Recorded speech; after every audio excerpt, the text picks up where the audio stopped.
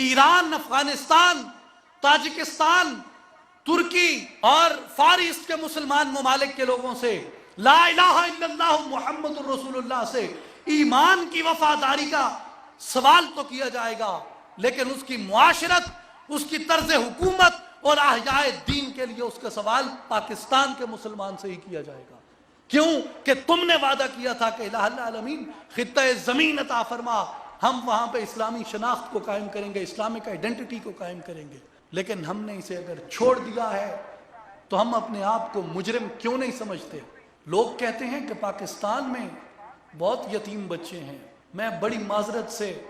ایک لفظ کہنا چاہتا ہوں کہ پاکستان میں جو سب سے زیادہ یتیم ہے وہ پاکستان کا نظریہ ہے۔ آج بدقسمتی سے کوئی سیاسی جماعت، کوئی سماجی طبقہ، کوئی معاشرتی گروہ پاکستان کے نظریے کو آن کرنے کے لیے تیار نہیں ہے۔ آج اگر پاکستان کے نظریے کی، اس کی بقا کی بات کی جاتی ہے تو فقط اور فقط صوفیاء کی محافل سے، صوفیاء کے پلیٹ فارم سے بات کی جاتی ہے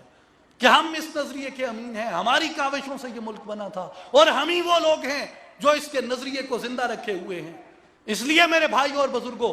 جس طرح اسلام کی تبلیغ ہم پہ لازم ہے، پاکستان کی تبلیغ بھی ہم پہ لازم ہے، نظریہ پاکستان، تصور پاکستان کی تبلیغ بھی ہم پہ لازم ہے۔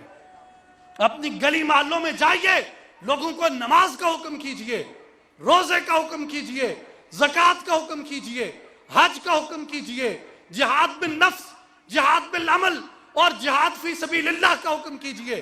اور اس کے ساتھ ساتھ لوگوں کو آپ گلی محلوں میں جا کے نظریہ پاکستان سے وابستہ رہنے کا حکم کیجئے، انہیں دعوت دیجئے اس بات کی کہ تمہاری بقا کا راز اس پہ مضمر ہے۔ ہمیں ہندوستان کے مسلمانوں کو پاکستان کی صورت میں جو عزت عطا ہوئی، یہ اسلام کی بدولت عطا ہوئی۔ یہ فقر مرد مسلمانے کھو دیا جب سے،